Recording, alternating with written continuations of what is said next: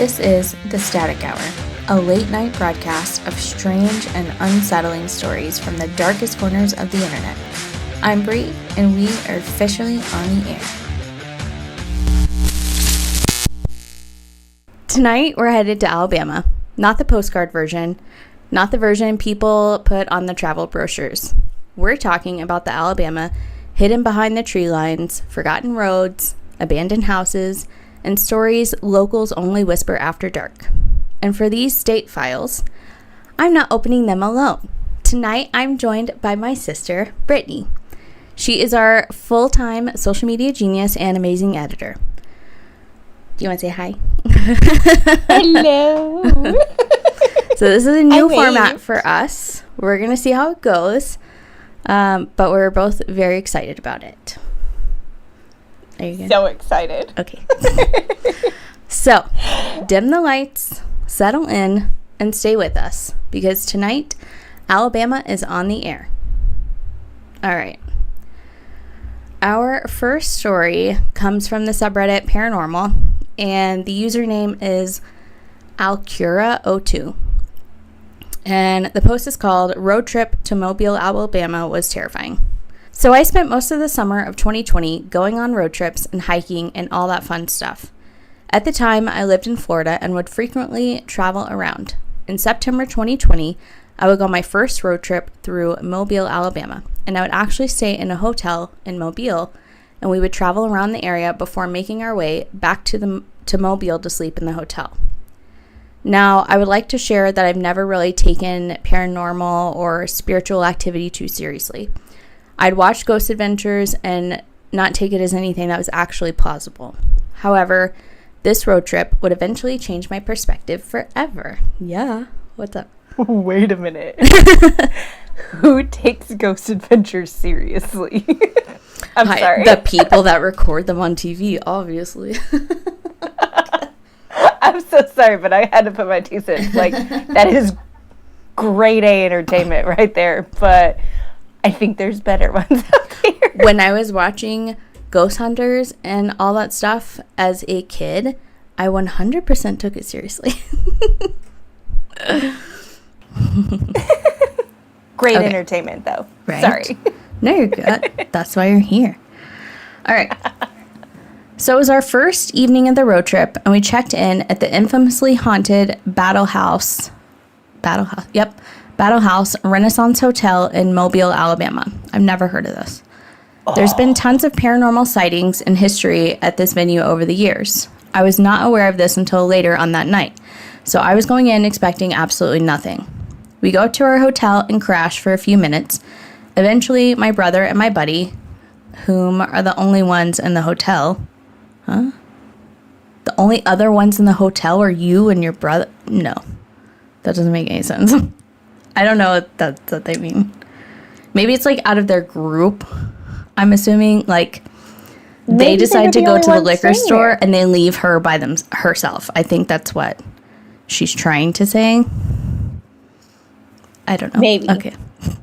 All right. I'm going to reread that. Okay. So we go up to our hotel and crash for a few minutes. Eventually, my brother and my buddy, whom are the only other ones in the hotel, decide to run to the liquor store nearby. I decide to stay behind. Immediately, I started getting creepy and eerie vibes, which isn't anything super unordinary for me, as honestly, I've always been somewhat of a paranoid person. This person is cracking me up. I am a little paranoid too.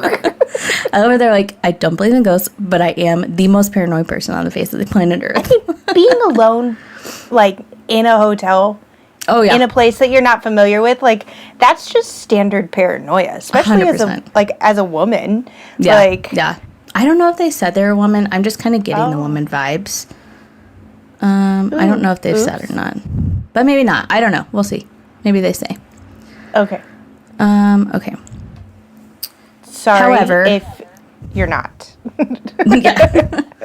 However, I've never felt so terrified over absolutely nothing in my life.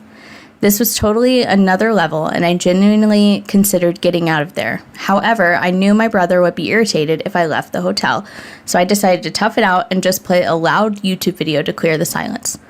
Well, yes, if you're going to sit in a hotel room in silence, that would be weird. Like, don't do that. No. I don't know. I always have something on in the hotel room. In the house. Right, yeah, I know. Yeah, there's never silence anymore, I feel like. Suddenly, the light in the hotel rooms turn off. No effing joke. Now, while I considered it to be a simple power-related issue, the sheer coincidence of that happening while I'm already getting the creeps was a situation that I was not going to dismiss. Besides, spoilers, a bit later, when I do leave the room, the outside hallway light is still on. So just their room lights were off, I guess. Naturally, I freeze up. I remember genuinely not knowing what to do next. Getting up and dashing for the door terrified me. Furthermore, sitting there still scared me even more. At this point, I slowly get up and see, I forget what it's called, a figure in the corner of my eye next to the area in front of the hotel door. No. There we are. Nope. There's our first nope of the night, people. No. I got that, like, up and down, visceral reaction. I know. It's very, I say it almost every episode. Like, it gives me a full visceral reaction. No. I gotta recover. I know. I know you gotta read, but I gotta recover. Whew. Okay. Okay. It felt so real, like it was an actual human instinct. No, that was the wrong sentence. It felt so real, like it was an actual human walking into the room and then disappeared. I get the sudden urge to just dash out of the room, but the instinct of running as fast as I can and freezing up both kind of mix, so I start speed walking to the door instead. So they saw the figure by the door, and then they start walking towards the door. I would have gone to the bathroom or something. Like, I don't know. No, that's when you, sentence. Like, throw yourself out of wherever that thing went into. Like, that's a no for me, dog. I'm sorry, but no. They see it in front of the hotel door.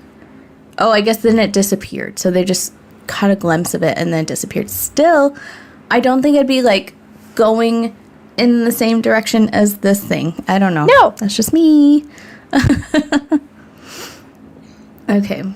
The bathroom is next to where the door is, and in close proximity, I can see and hear the bathroom sink running. Shut up.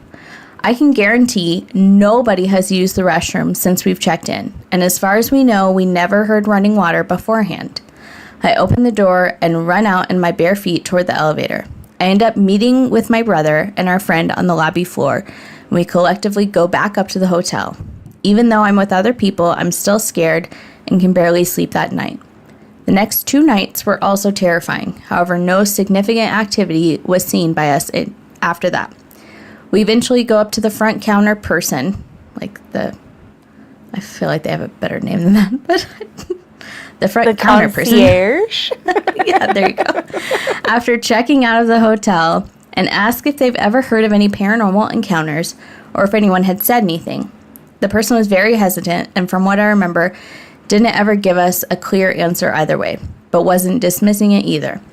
It definitely came across in a way that very few people had ever reported anything, but everyone's vibes checking out was probably off like us. To this day, that night in Mobile was the freakiest thing I've ever experienced in my entire life. I've definitely marked that hotel off as one I will never stay in again. Although the experience was memorable in hindsight, I was legitimately scared for my life then and do not want to go through that again. Before anyone asks, we stayed on the 4th floor, which, if I remember correctly, is actually said to be the most haunted floor on the hotel. Okay. I don't like it, but I'm going straight to the comments to see what everyone else said. Oh, this is going to be good. It is so good. Okay, first comment. 300 plus years of haunted history. Mobile has been a battlefield, a major slave auction site, and several areas of downtown are built on top of graveyards. I don't doubt there was a presence in your room, and the Battle House isn't even our most haunted hotel. Strangest thing I ever encountered downtown was in one of the bell towers of the cathedral. I only made it a few steps up before I got chills and a very strange pressure on my chest. I hesitated but kept going up, only to feel a push, like being pushed back down the stairs. It was terrifying. Nope. No. There's number 2. They didn't want you there. Nope count for us. That they didn't want you there, dog. Right, I know. I'm trying to think. We've been to Alabama. I think we've stayed in Mobile one time, but I don't remember. I'm trying to think. I don't remember anything weird happening. And I just remember, like, it was when our kids were really young. So we were just, like, trying to get in and sleep and wake up and leave. And so I feel like my children are probably scarier than any ghosts. So. Oh, goodness. Okay, let's see. Ooh. This person said, I worked at the Battle House front desk during this time. There's a good chance I either checked you in or out of the hotel during your stay. And the OP said, no way were you ever confronted with or heard about paranormal activity there.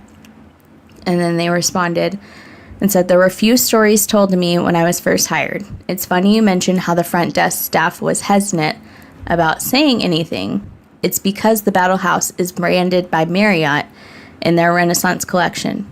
It was told to us that we were never to admit to guests about anything haunted because of the brand and collection standards.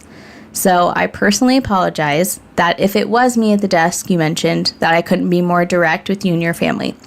The Battle House is the oldest hotel in Mobile. Some people will argue that the Magala Inn is older, but that's a different conversation.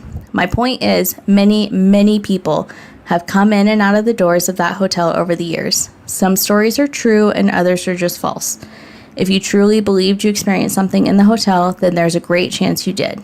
If you ever go back to Mobile, there's a small bookstore a couple blocks from the hotel. There's a book that gives undeniable experiences from people who have visited or stayed at the Battle House. That's awesome. And that makes so much sense. I remember I worked at a hotel that ended up getting bought by the Marriott, and that totally checks out. So they got to keep up the brand. Would you not use that as a selling point? Like, right. I'm sorry, but like everybody knows that Stanley Hotel is like haunted, and if anybody were to buy it out, you can't be like, oh no, new people bought it, so therefore no ghosts allowed. No longer haunted. I'm sorry. When we bought it, we drove the ghosts out, so you have been branded.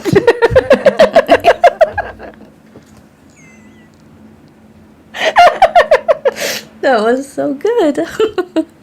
Oh, I'm crying. Oh, that was great. So our next story comes from the subreddit Backwoods Creepy, which is this one that I haven't checked out a lot, and I know I've read some stories from, but I need to like dive into it more because there's a lot of really good like outdoorsy. I think I've sent you a couple from there. I really enjoy that subreddit. Actually, I think this one I had saved and then you sent it to me as well. Stop.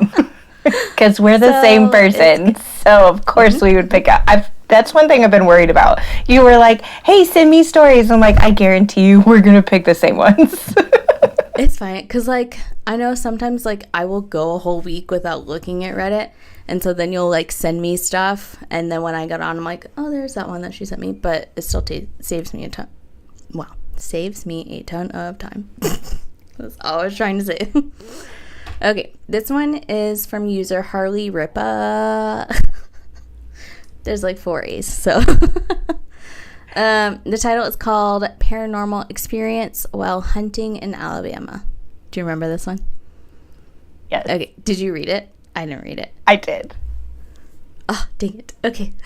Girl, I gotta like read it. I don't know how to skim. Yeah. I have no idea on how to skim a story. Yeah.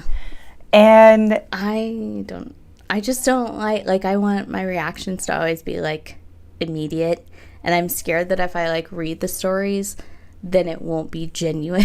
I can understand and appreciate that. 9 times out of 10, I'm on the other end whenever it's already recorded. Right, I know. So, but I know, and it's so funny because you'll talk about stories, and like my husband will talk about stories, or my mom will call and talk to me about a story, and I'm like, I have no idea what story you're talking about. Like, they literally go into my mouth and I say them and then they just disappear out of my brain. Hey, that works. Which I guess is great, but like, you're going to have a lot more stories going through your brain anyways, so just filter it through. Yep. There are some that stick with me, but I guess a lot of them don't. All right. Paranormal experience while hunting in Alabama. Let me start off by saying that this is a true story that happened to me when I was about 13, and I'm 27 now. Whether you believe it or not is up to you. My dad used to be a part of a small hunting club in Alabama, just a handful of guys he grew up with. Once a year, we would drive to the small town of Elba to camp for a few days and go hunting. There were a few different areas of land around the town that the club owned, and club members could go hunting there. One of these pieces of land was nicknamed the cemetery because, well, it had an old cemetery on it. Shocker. Duh. Nothing really creepy about the cemetery. It was in the woods, and the graves were of a slave owner and the graves of his slaves. Now, in this area of land nicknamed the cemetery, it's not a nickname, it's a literal cemetery. What? Okay. Sorry. That one's going to bother me. Like the lady in the bush. There are 5 or 6 green fields. Do what? Sorry, it's like the bush lady. Like, they just kept calling her the bush lady over and over and over again. Like, there's other ways. No. Sorry. Yep. Very repetitive. No.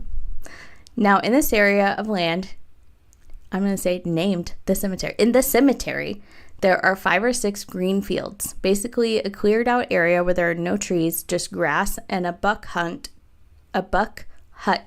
to hunt in. That is such a hard sentence to say. A buck hut is a tree house that you sit in to wait for the deer to walk out into the green field. It's just called a blind. I've never heard of a buck hunt in my life. It's a deer blind. It's Alabama. Yeah, Hey, you know, so. Some people have different names for different things based off where you're from. I felt like I just assumed, like, South. Okay, we all say the same things. Apparently not. All right. So, yeah, a deer blind is a little thing that you sit in to watch the deer. All right. This particular evening, we were going to hunt on Greenfield 1, the plot directly behind the old cemetery. The evening started off normal enough. My dad parked the truck, and we walked down the trail to the buck hut. The buck hut. I'm going to have to say the deer blind, or I will never get through the story. We walked on the trail to the deer blind. We climbed up and started to wait and watch the woods. A little bit of time passed, and my dad tells me that he's going for a short walk to see if maybe he sees any deer on the trail. Keep in mind, I'm about 13 years old. Not a big deal. I've hunted by myself before, and I'm not afraid of being alone in the woods. Besides, it was still pretty light out. So I said okay, and he climbed down. It was just me, my .32 caliber Marlin rifle, the grass field in front of me, and the dense woods around me. This is where things start to get strange. I sat there for an eternity of what felt like an eternity, and it was now almost twilight. My concern for my dad was growing because he was still not back yet. I was worried that maybe something happened to him, or maybe he got lost. However, he's an experienced hunter, and if he was lost, he would yell or fire off a shot. But the woods had been dead silent. I'm just gonna say, that's a red flag right there. If the woods are quiet, that's a red flag. I think everyone who listens to this podcast knows by now that if the woods just have no sound at all, you run. You run away. Just throwing that out there. Yeah. Nope. I think that's a TM moment for us. Stay out of the silent woods. Yep. But that's fine. He thinks it's normal. Cool. All right. I figured maybe he found a good spot that he wanted to hunt the twilight dusk hour of the day because that's prime time for hunting. So I focused my attention on the grass field in front of me, just watching, listening, and waiting for a deer to walk out on the field as the light of the day began to fade. Just then, across the field, I saw or heard some brush moving and breaking. The thought did cross my mind that it could be my dad, but I highly doubted it. No way it could be him. Why? Oh, he answers my question. I was like, this is not making any sense. Here's why. That would be incredibly dangerous and stupid. I raised up my rifle, pulled back the hammer, aimed it at the moving bush, and patiently waited for what I hoped was a deer to walk out. That makes total sense. Like, yeah, you don't want to walk out when you know someone is hunting right there. Totally get it. Also, though, you should probably, well, whatever. I hunt. I have hunted before. So, like, most of the time, if you're going out into the woods, like, if you leave the blind, you want to wear some kind of reflective something so people can see you. But what do I know? I'm just a girl. I don't hunt, and I knew that, too. That's why they have the orange vests. Very good. Yes, 100%. Mm-hmm. Okay. So I hoped it was a deer that was about to walk out. Then a girl floated out of the woods and onto the grassy field. Not what I was expecting. She was transparent white with a long flowing dress and long white hair. She floated from one side of the field to the other and disappeared back into the woods. I watched her for a solid minute or two. I could not believe my eyes and I was petrified. Now I wanted my dad back. A short time passed and it's now pitch black and I'm still alone. My concern for my dad was turning into panic, but I was too afraid to yell or go look for him in the pitch black woods where I just saw a ghost. I sat there for hours, terrified and alone in the darkness. I cannot believe that he just left him for hours. Thankfully, he finally returned. He acted as if he hadn't been gone long at all. I asked where he went, and he said he just went for a short walk up the trail, turned around, and came back. Glitch in the matrix. The timeline made no sense. He was gone for hours. It was unlike him to leave me alone for that long. He was adamant that he'd only been gone for 15 or 20 minutes. We walked down the trail back to his truck. I couldn't get out of there fast enough. The whole experience still confuses me to this day. Was that a ghost I saw? An old slave or slave owner buried in the woods behind me? Something else entirely? Did my dad go through some time warp and where time sped up? I don't know. I never went hunting there again and never plan on going back. I don't like it. Why do we keep finding stories of people getting separated in the woods and one person experiences one thing and the other person is just like, yo, I've been here the whole time. No, you have not. I know. Like, it's so weird. What is in woods that cause that, like, weird phenomena? I know. And it's not like you're just getting disoriented. It's literally like he saw hours passing by. Yeah. And then the dad's like, nope. Like, bro, it was light out when you left. It's dark now. Yeah. It's been a while. Oh my goodness. Someone says, hold on. Someone said, it sounds like your dad had a romp in the forest and was gaslighting you. I feel like that's not it. They're like much likelier story than some kind of time shift or something. The person was like, I guess, but I don't think I'll ever know. However, I will say it's unlikely that anyone else was there besides us. And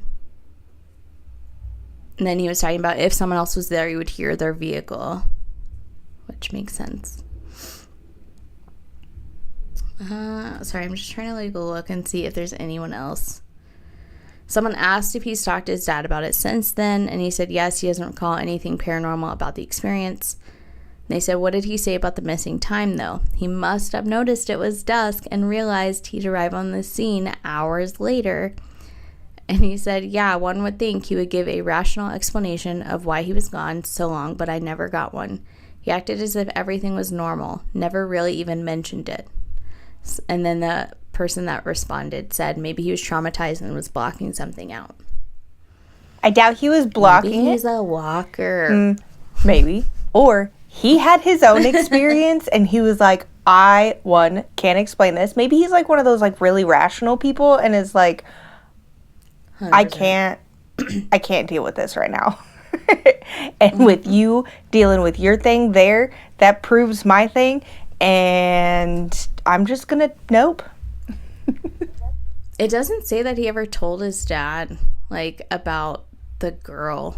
So I feel like, I don't know. I feel like I could not see him telling his dad, and he's just, like, freaking out about where he's been. Well, then maybe they need to share the story about the ghost, and maybe his dad will, like, open up and be like, oh, yo, right? So it wasn't just me. Oh, yeah, I followed her through the woods for an hour and a half. Like, you don't know. Who knows? Communication is key. They're men, I'm Brittni. sorry. People don't communicate. They just stick to Reddit. Okay. This next story is also from my backwoods creepy, so we are probably going to be back in the woods in Alabama. The user for this one is called Now Deleted User, which is very clever. But it's like legitimately their name. They did not delete their I was account. like... So, I went and checked because I was like, oh, I've never seen it like worded like that. No, it was just them. All right, the post is called Alabama Ghost Encounter. Me and my buddy were riding home through the woods in Alabama. We were going down a rural patch of road on an old highway. We'd been hunting that morning and didn't end up killing a deer, so we decided to fish and grab some food. The morning hunt felt strange, as if I was being watched in the woods. I'm a police officer and a retired Marine, so I don't get spooked easily. A pack of wild dogs ran through where my stand was. Stand, see? Deer stand. Just saying. I kept feeling that burning feeling of being watched. It prompted me to leave early. The dark woods of Alabama is a scary place. After the hunt, we finished at the pond for a while before returning home. On the way home, we ran into something I've struggled with since that day. It was exactly 12 noon when we saw it. Before I get into the incident, you need to know some history about Baldwin County, Alabama. The Battle of Blakely was fought along this particular highway.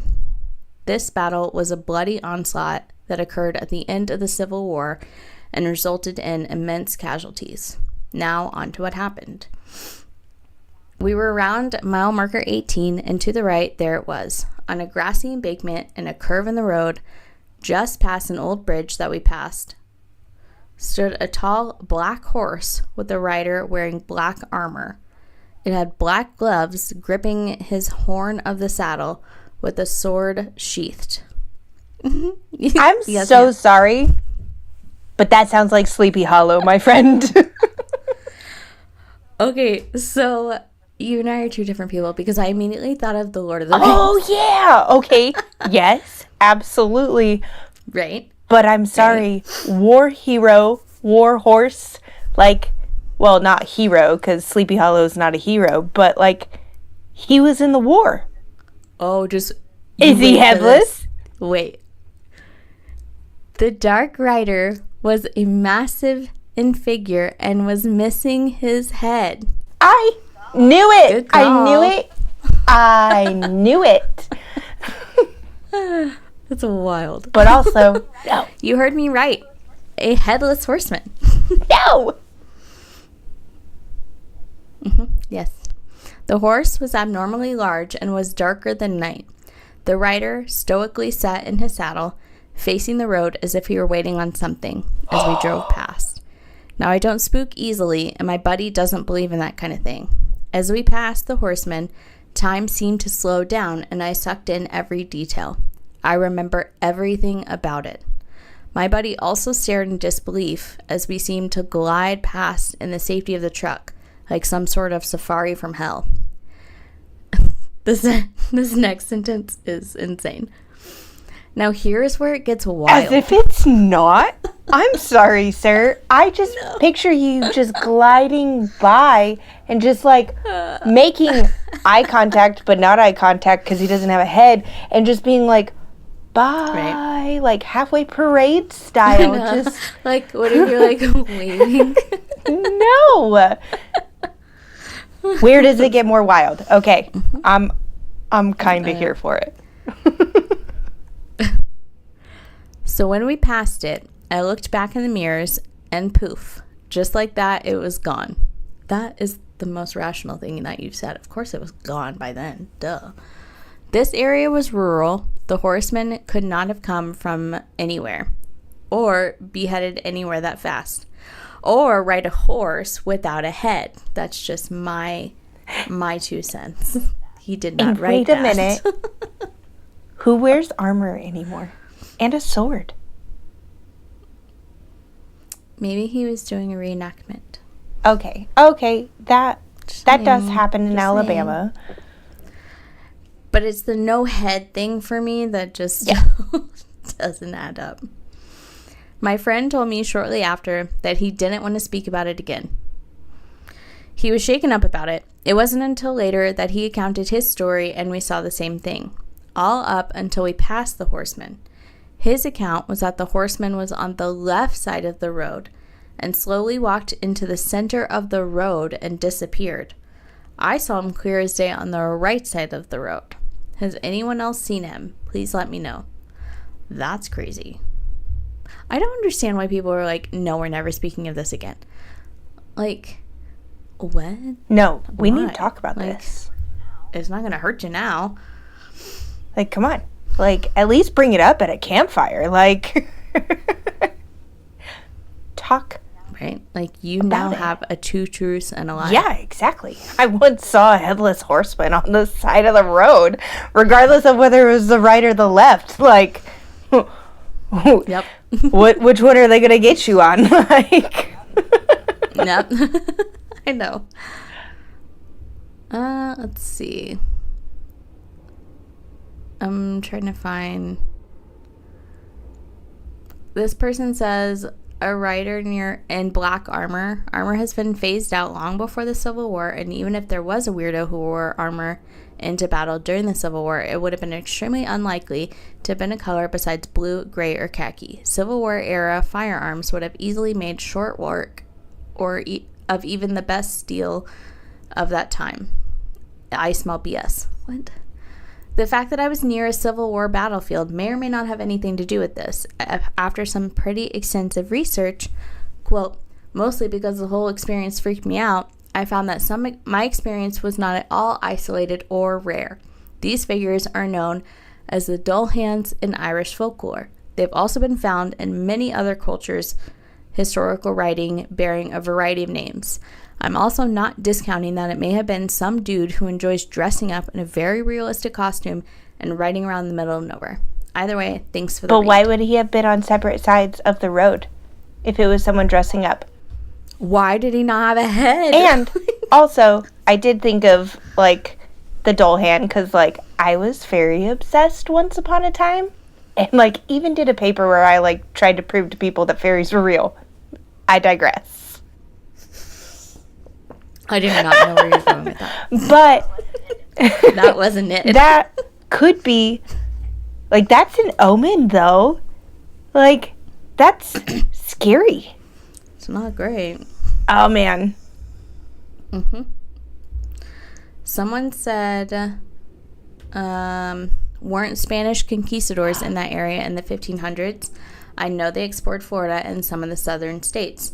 And the OP said they definitely were. I didn't even consider that.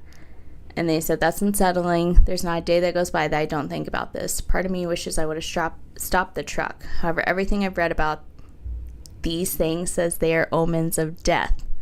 Who knows? Maybe someone was about to have a wreck or something. Oh. So you're not wrong. I told you, research, my friend.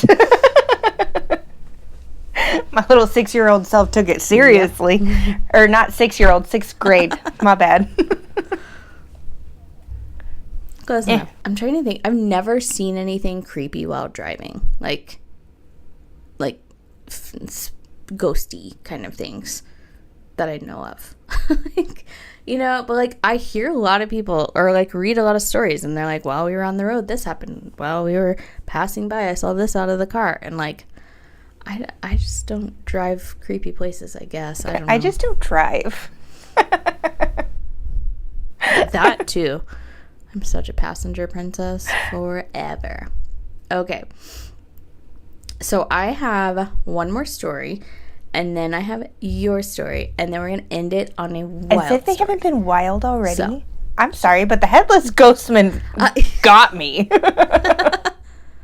I know, that one was crazy. Ghostman, horseman. This one, the user was actually deleted, so I don't know who wrote it. This is from Ghost Stories subreddit, and it's just called Alabama Ghost House. Did you send me this one? Can't remember. I don't think so. Okay. Perfect. All right. So for a long time, I've been wanting to bring awareness to this house, and today is the day I tell everyone about the house above hell. Oh. Okay. Great.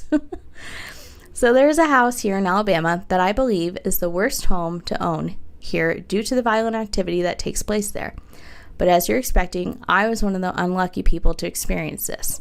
It hasn't only been me that has been through the paranormal activity from this house, but the others that have lived in the home have been affected by the spirits that inhabit it as well. I have 3 stories from me, my brother, and my mother. We have all lived in this home before and have since left, but the memories that the spirits have given us never left us. These will go in the order that I showed earlier, and these stories are our most violent or most active experiences with the spirits that inhabit the home. I will not call the spirits by name as I do not know their names. Who knows their names? I feel like that's pretty par for the course, but okay. I am George. I'm going to haunt you today. I know. I'm sorry.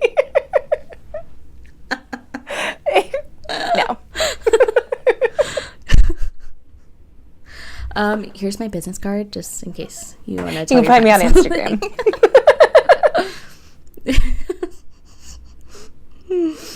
Okay. I will also do it to respect them, as though the name I gave the house is very accurate. They are not all bad. These stories will have a sort of theme to them, as the spirits seem to like the top floor of the house more than the bottom floor. But the bottom floor was also where most of the violent spirits were, so I understand why most would stay clear of them. But for you who want a story for the spirits downstairs, don't worry, because my brother had an encounter with one I'm sure you would all love to hear. So this is the OP story, and it's called The Tall Man. It was late at night, and I just finished cleaning up the restroom. I was sleeping in the first bedroom closest to the stairs, and I was closest to the only restroom upstairs, so it was convenient for someone like me whose bladder is active at night. I turned to my door, turned the knob, and it didn't open, which was strange because the door didn't lock. There was only a small, tiny keyhole that if you looked through, you'd be able to see into the room. No, this next sentence is unhinged. Okay. Naturally, I looked through the keyhole to see what was blocking the door, but I didn't see anything, just the room and nothing in front of the door. So we're going to pause right there, because why are you looking through a keyhole? No, not naturally. Naturally look through the keyhole. Life. No. Like, that's the most unnatural thing you could do. That stressed me out so bad. I'm so sorry. Naturally, I looked through the keyhole. Sorry for my reaction. No, sir, ma'am, whoever you are. Like, I would never. Like, okay, there was a Final Destination. Pretty sure that's what it was. Yes, It was Final Destination, where they looked and then they stabbed him in the eye. And ever since then, that is a huge fear of mine, and I don't look through peepholes like that because I like my eyes. I cannot.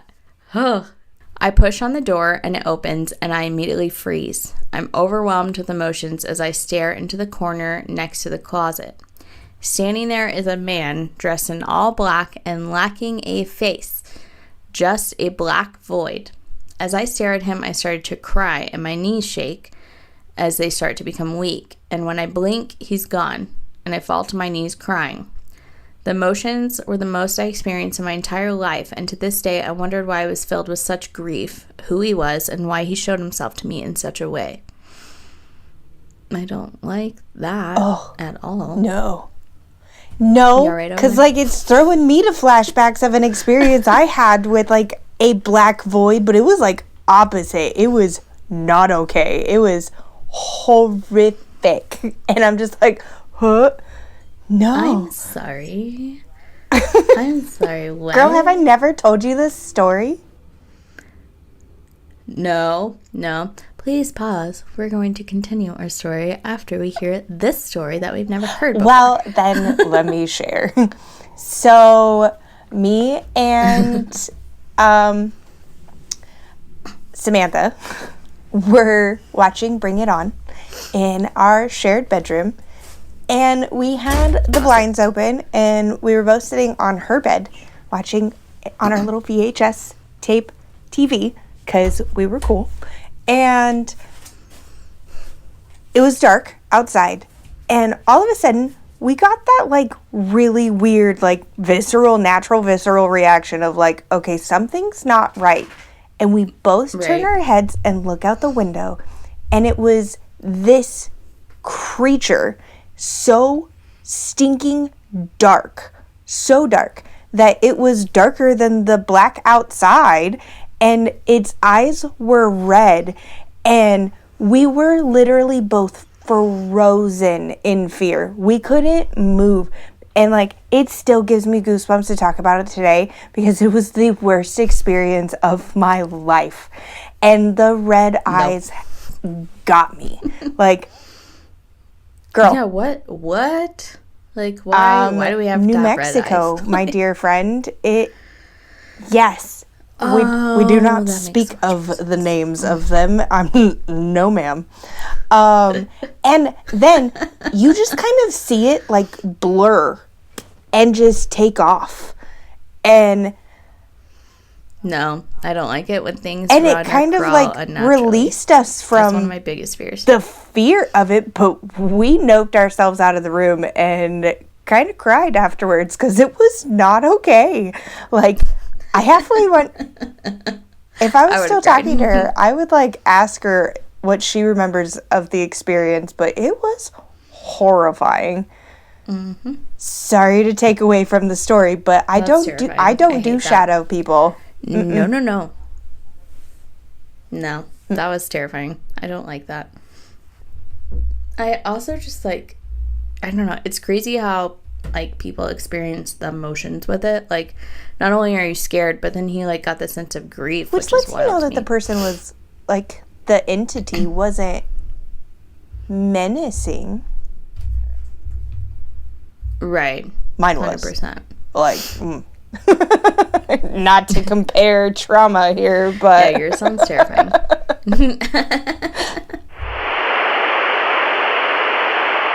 It looks like the broadcast got a little interference. Unfortunately, our signal cut out before we could finish sharing the rest of the Alabama story. And normally I would blame it on just a one-off fluke with our equipment, but it's been happening off and on all week with different things. So we're blaming the full moon for this one. The good news is that the stories are not lost. We are going to re-record the last half and give you a part 2. Because there was so much that we, wanted to tell and say, and it just was so fun. And I hoped that you enjoyed part 1, and I really can't wait for you to hear the rest of the episode that we have. So, the episode will be coming soon. Be prepared for that. And I'm Bree. This has been the Static Hour. Stay safe, stay curious, and we'll be back on the air soon.